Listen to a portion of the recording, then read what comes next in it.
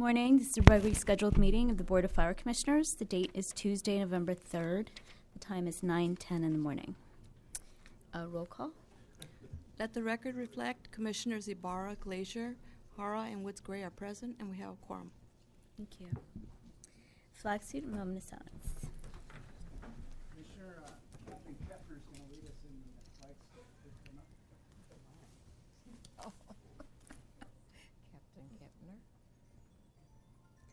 I pledge allegiance to the flag of the United States of America and to the republic for which it stands, one nation, under God, indivisible, with liberty and justice for all. Please join me in a moment of silence in honor of past and present members of the Los Angeles Fire Department who devoted their lives to the protection of our community. Thank you. So we start with Commissioner comments. Well, what day was that? It was recently. I attended the presentation of badges, which I thought was impressive. We had 50 plus, 52, 54, I can't remember the exact people who were promoting. I was impressed with the group because of it was a very diverse group. We had women, men, promoting in all the areas, which was, I thought, very good. I was really surprised when I got there to see the large crowd of family members who were there. So it shows the value that the family members place on this promotional process also. And lots of children. I thought that's a very good example for them to see their parents being promoted in a ceremony like that. So I enjoyed that. It was very nice. Great idea. I was there with Commissioner Glacier and our president at the press conference yesterday dealing with the fast response vehicles. And we had 3 council members there, Mitchell Farrow, Felipe Fuentes, and my council member, likewise Bob Blumenfield. And they all had great comments. And then Chief Terraus, as usual, had great comments. And our medical director, Dr. Eckstein, also represented the organization well. Yeah, I was also at the press conference, as I was standing there, I was just thinking, when I first got on the commission, and I think we all just had our 2-year anniversary, so happy anniversary to all of us. I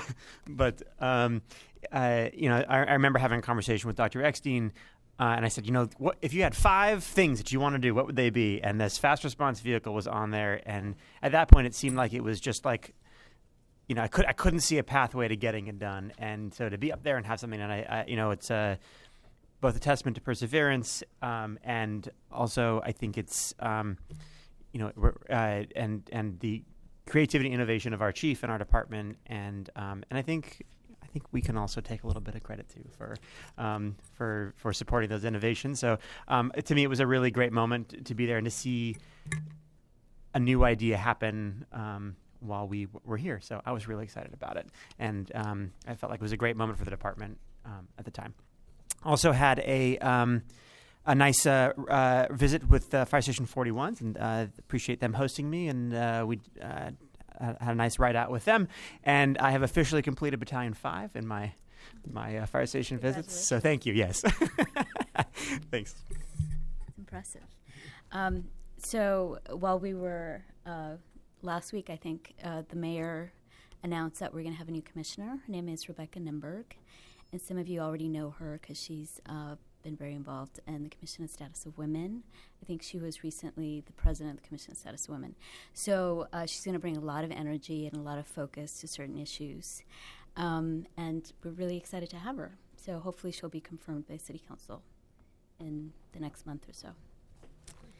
So moving on to the announcements, meetings, and events from reports of the fire chief.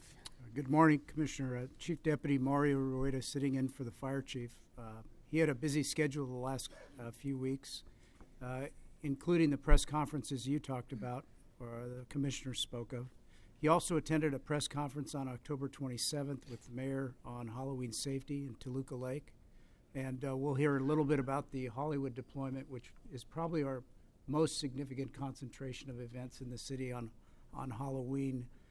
Also, as mentioned, the promotional badge presentation, which I think understanding the commitment that our members undergo to promote a year to a year and a half of dedicated study.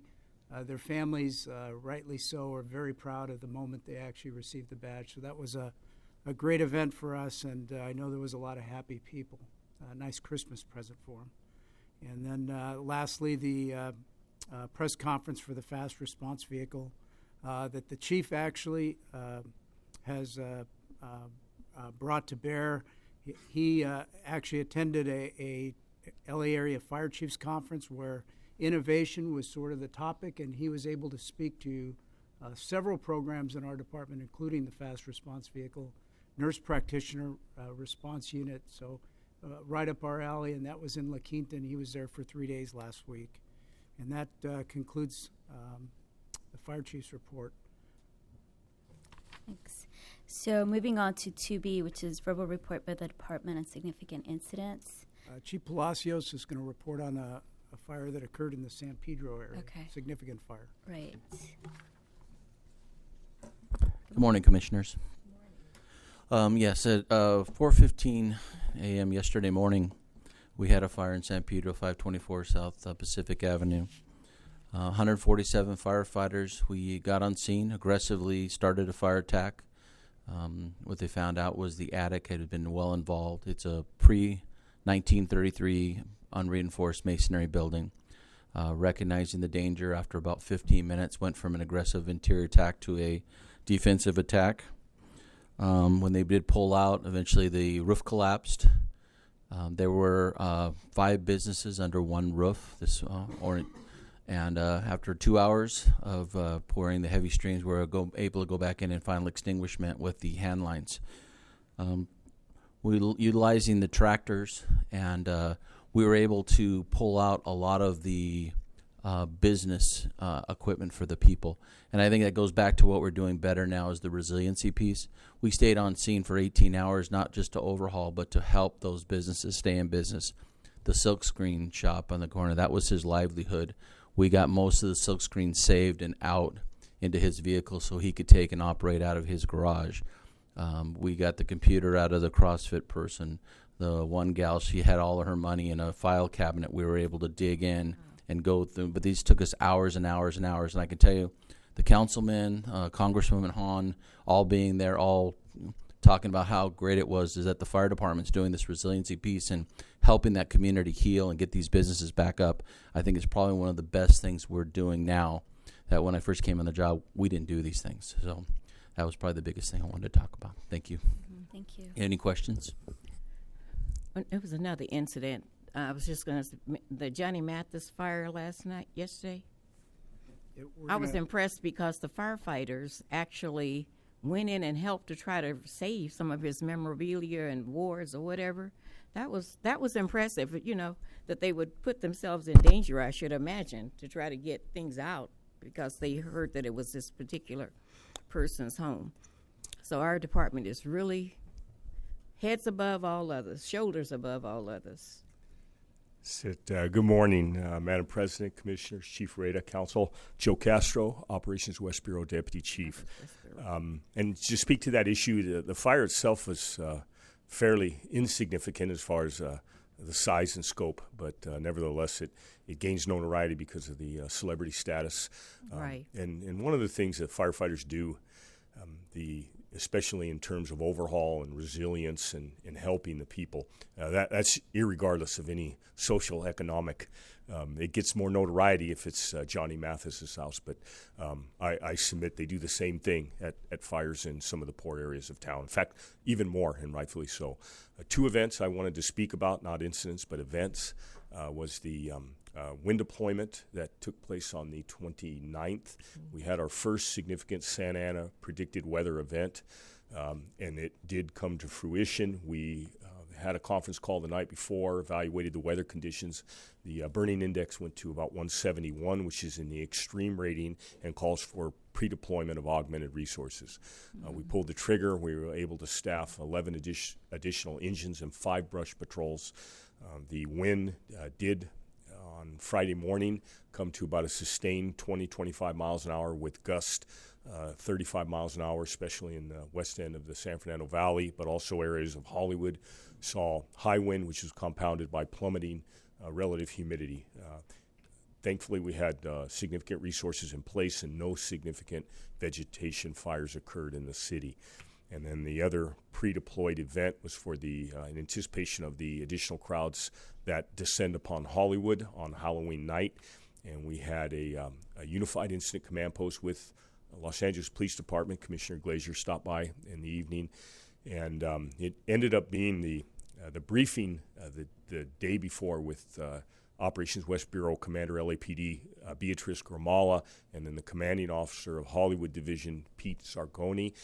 They really laid the law down on a significant law enforcement presence in the Hollywood area, and it was all bent on curtailing any large groups from getting a foothold and causing any problems. There was a significant presence, and accompanying with the LAFD presence resulted in a, relatively speaking, incident-free evening for Hollywood and the residents. And that's all. Any questions?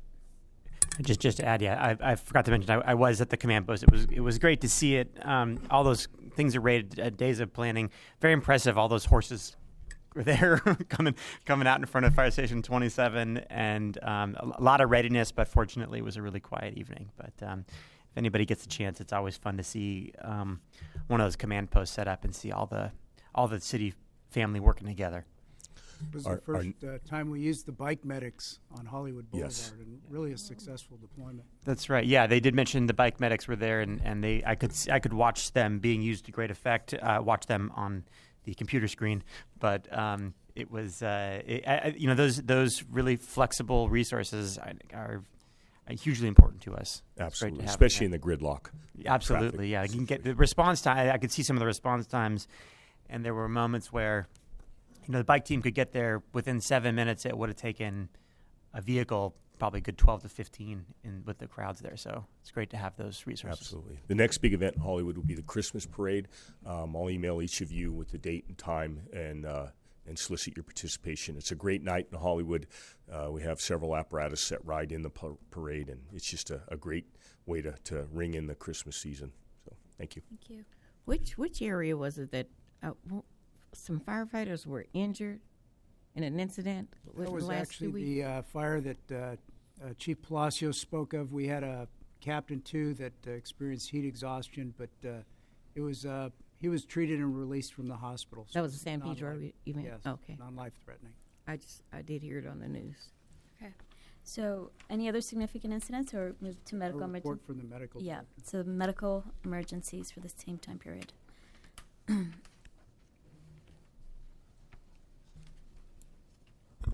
Good morning, Commissioners. Good morning. Dr. Mark Eckstein, Medical Director. Significant medical incidents since the last meeting. On October 24th, there was a physical rescue in 82's First Inn in Hollywood, a little after midday, with 5 patients, 3 with children, all extricated and transported to area hospitals.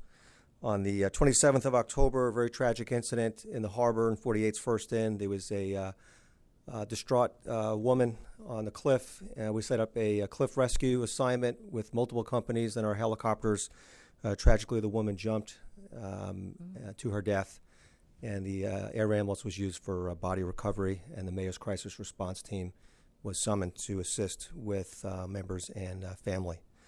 On the 30th of October, was a very unusual tragic incident on the 5 freeway southbound near just north of the Colorado Boulevard exit. Apparently, a car traveling high rate of speed rolled over multiple times, and the apparently unrestrained driver was ejected, and his body ended up perched on the freeway, the Colorado off-ramp sign over the 5 freeway, with Task Force 35 responding to use the aerial ladder to retrieve the body. So very unusual, tragic incident, and resulted in the freeway being shut down during rush hour for a prolonged period of time.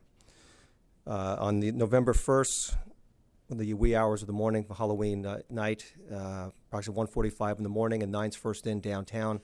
A driver driving a U-Haul truck drove apparently the wrong way under the influence and struck a number of pedestrians. There were a total of 8 patients that were transported from this incident.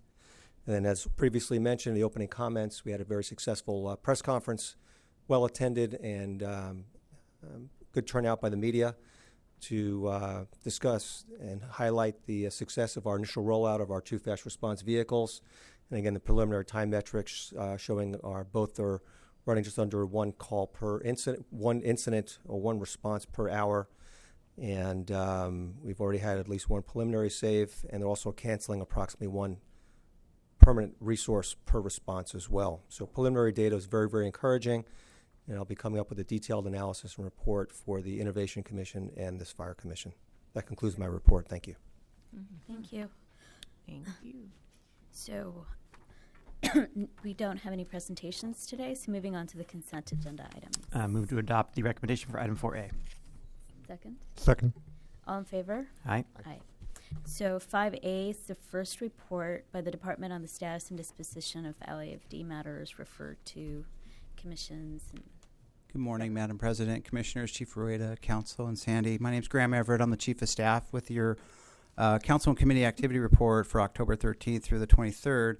There were several items that were passed through Council and Public Safety, mostly pertaining to grant acceptance items and other budgetary. There were 2 items that are not in your report. One was the first FSR was approved through Budget and Finance and through full council, so the budget process will continue forward. The second was a motion that involves the department that was submitted by Councilmember Buscaino to have the department report back on speed limits that are within the Port of Los Angeles for Fireboat 2. So currently Boat 2 has limitations within the breakwater that they can travel approximately 6 miles an hour. And the motion calls for the department to report back on alternatives to reduce response times of Boat 2. So we'll be looking at that and reporting back to them. And that's all I have, unless you have any questions. No, thank you. Move to receive and file item 5A. Second. All in favor? Aye. 5B is report by the department on identifying and resolving So we're going to confer with city attorney about this, and we will continue it till the next meeting, hopefully. I'm sorry, which item was that? This is 5B. 5B, okay. Yeah, this is the report on identifying and resolving non-disciplinary complaints at intake without investigation. So moving on to 5C is a report by the department on the Fire Prevention Bureau's quarterly update action plan. Good morning, Commission President, members of the Commission, Chief Rueda, Council, and Ms. Gonzalez. Good morning.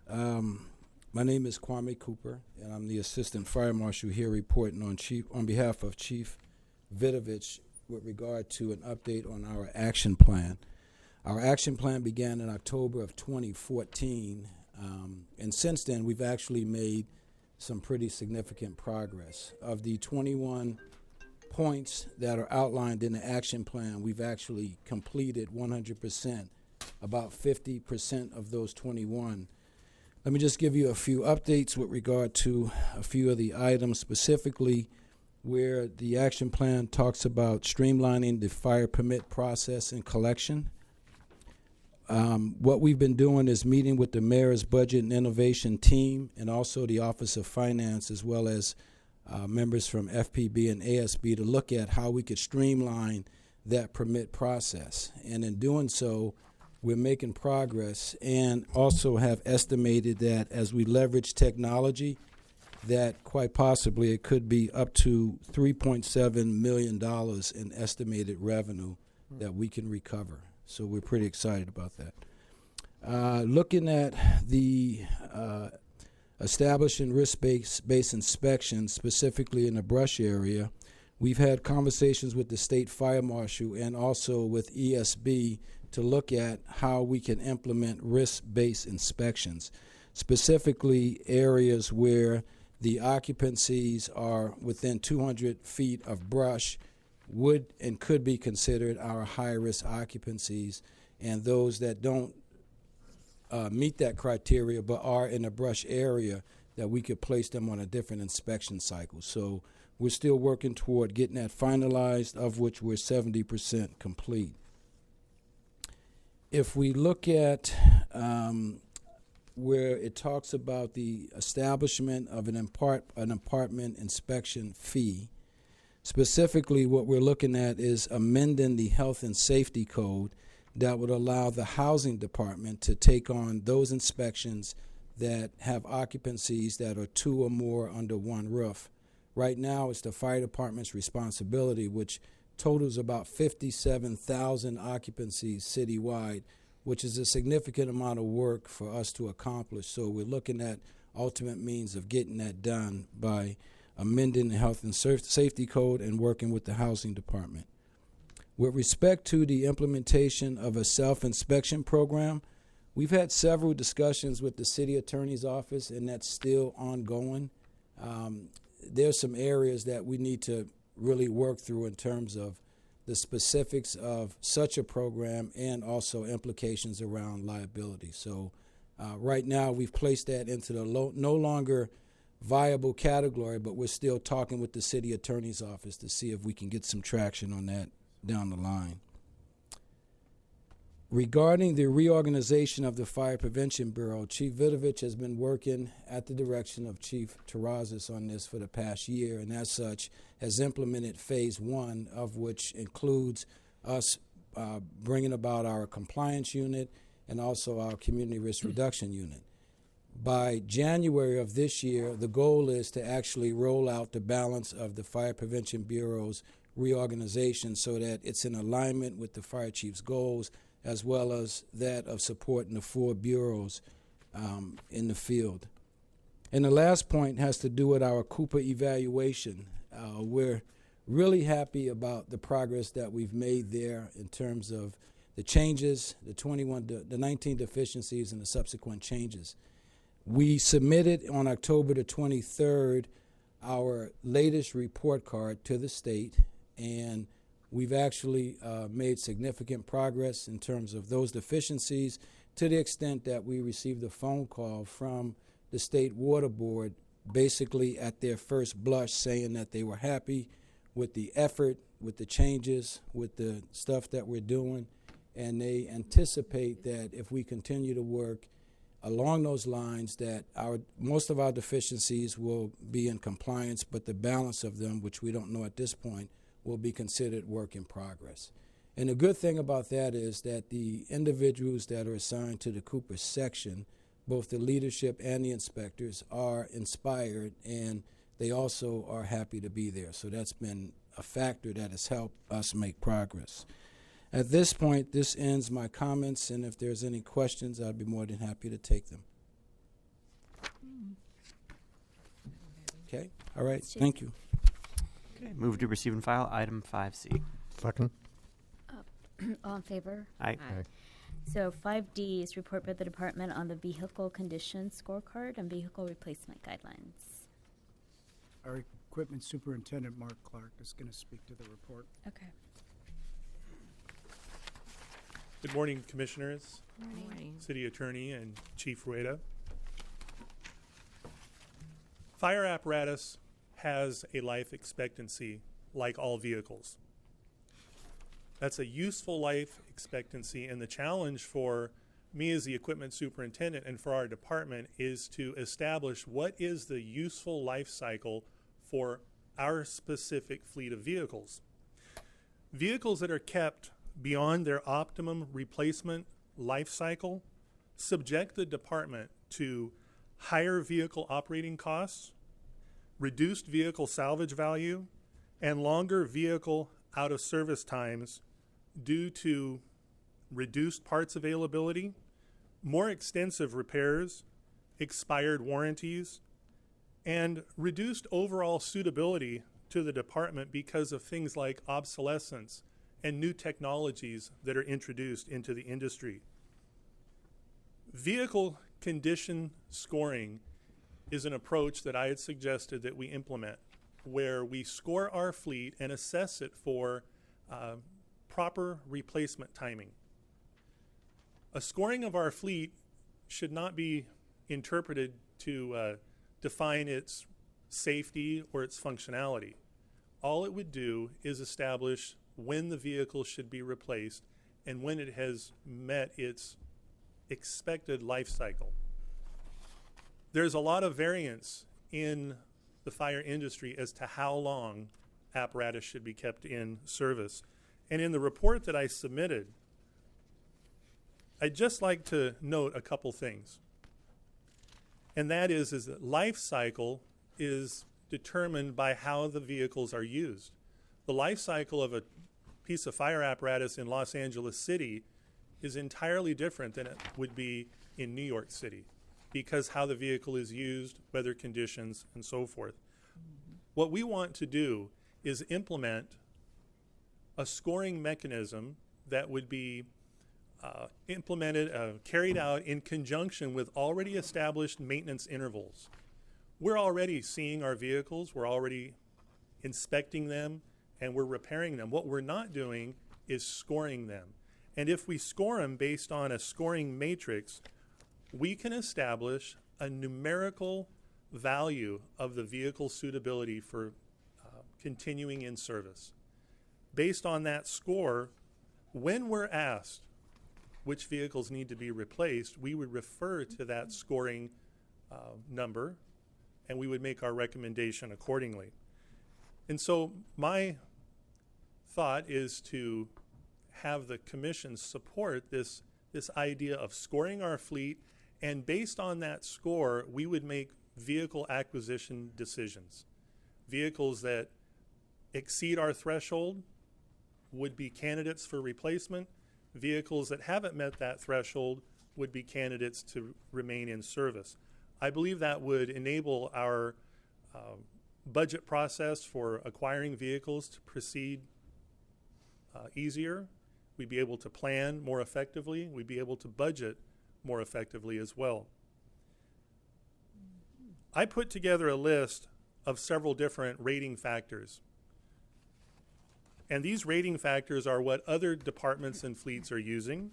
Not all fleets use all rating factors, but almost all fleets do rate their fleets based on age and mileage. That only tells part of the story. We need to also base the condition of our fleet, or our replacement of our fleet, based on its condition.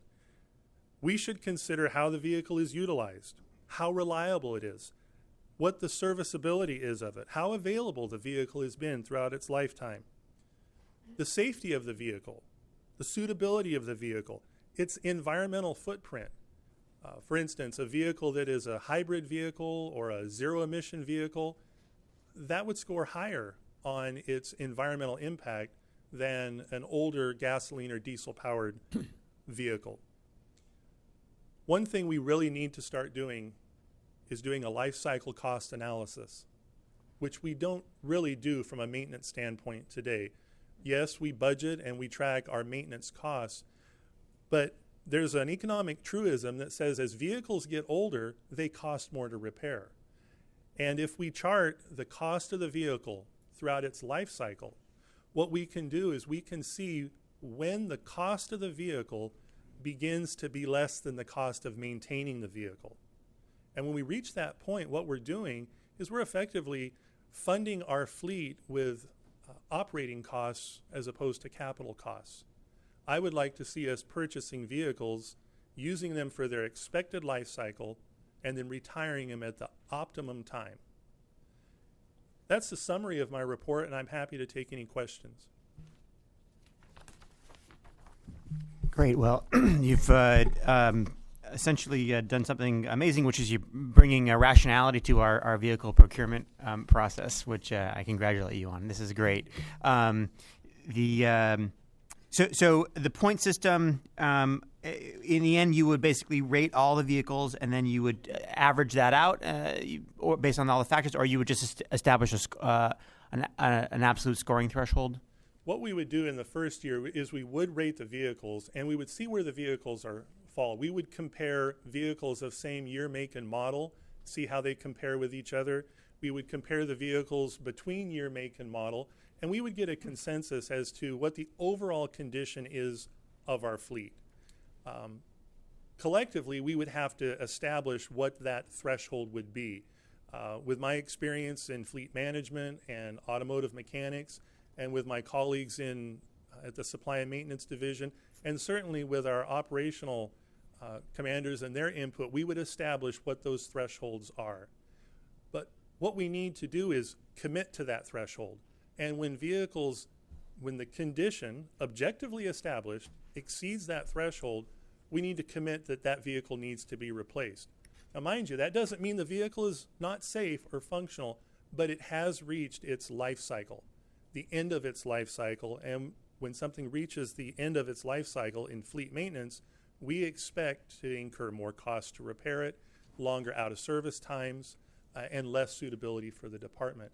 I would like to get to that point where we can say with certainty these vehicles are due for replacement. Great. So what I would love to do is add an amendment to this report, which is that there will be an annual report to the commission. I think June would probably be the right time for that because you want it prior to budget development, where we actually get an annual report from you that provides us with a list of vehicles that have exceeded the threshold based on your calculation. And I would expect part of that report to include what that threshold is that you've determined. So I'd love to add that as an amendment to the report that you will be providing an annual report to us with that information. Our thought was to start this process January 1 of 2016 when our preventive maintenance calendar begins. Okay. To get the full complement of data, it could take the entire year of 2016 to get that baseline. But we could provide interim reports even in June for what we've covered up to that We could point. do it every January, whatever works out. But So All right. what do we do now for budget purposes? Because every year there's like some MECLA funds that go for like replacement of fleet. So how do we decide right now what we're replacing? Well, the maintenance section definitely has informal conversations with our bureau commander and with our division commander, and they're making those recommendations as far as what vehicles need to be replaced. And the reality is it's based on operational needs. What I'm proposing we do is that we add to that decision-making matrix the condition of the vehicles. I would defer to Chief White regarding the actual budget I think, decisions and how they're made. yeah, in any case, the MECLA monies that are provided don't adequately address all the replacement needs. So it does become A triage a situation? combination of input from maintenance plus operationally what is at a critical state to replace. For example, the helicopter will be one of the next MECLA purchases we make because it's difficult to pull over to the side of the road if something occurs in a helicopter. So, but there is quite a number of discussions that take place with the maintenance section, and then combining those with operationally what we hear from the bureaus with respect to critical operational purchases. yeah, it might be helpful when you do a report like that if you could, you're going to have vehicles that exceed the threshold that you establish. It might be helpful to start to tier those out as critical replacement. Yes. And then so that we have that. I think it's important for us as a commission to see where is our fleet at, and I think it's also helpful to go to our decision makers at council to say we have a really rational way of considering this, and I think it's I particularly love the idea of the cost analysis because that really is a very persuasive piece of data to say, look, we can keep fixing this thing, but as you say, we're spending money on operational rather than capital here, and it's not a good use of our funds. So to me, that's absolutely a great way to become more efficient on this. I can leave it to you guys as when the appropriate time is to bring an annual report, but I think it's important that we get that annual report that lists out your criteria, establishes the threshold, tiers out what the vehicle needs are, so so we can really establish what those critical needs are, and then we can see how we do every year. Yes, sir. So from what I heard you say, it would take approximately a year for you to actually implement this new scoring system? Yes, we would begin the scoring system in January in conjunction with our new calendar of preventive maintenance service that we perform fleet-wide. But it's a year-long process to get all of our fleet through the shop for an annual inspection. And I commend you guys for doing this because I'd never thought about that we had no real way of judging the equipment. So I think it's a good move. My question is, this will not be the only information that you will take into consideration when you're looking at replacements. There are other things that you would think of. I mean, human input. Absolutely. The maintenance section provides a recommendation regarding the maintenance of the vehicle, the mechanical condition of the vehicle, but we absolutely defer to our operational commanders for the vehicles that they need, the vehicles that they want to keep. The maintenance section is the primary service provider to our number one customer, our only customer, which is the fire service. And that's the relationship that we like to pursue with them. Whatever the chief wants, we try to make it happen. We're very customer oriented. So we're not going to dictate from a mechanical perspective what vehicles the department keeps or acquires. We will, however, assert that certain vehicles may not be as reliable, may not be as cost effective. And that's very relevant information to our decision makers. Very good. I like this because as the department becomes more of a data-driven department, this is really great. Thank you. Yeah, good job with this. Thank you. Just one last question. I'm sorry. As far as the your workforce being prepared to do the scoring, I wouldn't imagine it's a huge additional amount of labor to go ahead and do a scorecard, but I just wanted to ask about that. There will be some administrative tasks that'll fall on the supervisors of the various shops. Yeah. The mechanics are already performing the hands-on vehicle touching and observing it. What we're going to need, though, is a management analyst to help us interpret and manage this data. I see. Fortunately, we are on track to get a new fleet management information system called M5. That has a built-in functionality for performing life cycle cost analysis, providing the data has been inputted throughout the years, throughout the life of that vehicle. We will be playing catch-up to capture all of that data with some of our prior fleet because the current system we have, that information hasn't readily been inputted. In some cases it has. It can track depreciation if original vehicle value was put into the system. I see. And all of our maintenance costs, parts, and labor are definitely tracked. So are we optimistic, though, that we'll be able to, in a year, that you'll have been able to capture this data and Yes. do what you want to do here? Yes, but I would still assert we will need a management analyst. We would hope to have one to help us with this process. Okay. Very good. Thank you. Thank you. Thank you. Move to receive and file item 5. Sorry, approve the recommendations in item 5D. Do I need to, with the amendment that we get an annual report? But I think that's fine. Okay, great. Second. All in favor? Aye. So that's it. We don't have any public comments, so we can Move to adjourn. we can adjourn. Second? Second. All All in right. favor? Aye. Aye. Aye. Second my own motion to adjourn.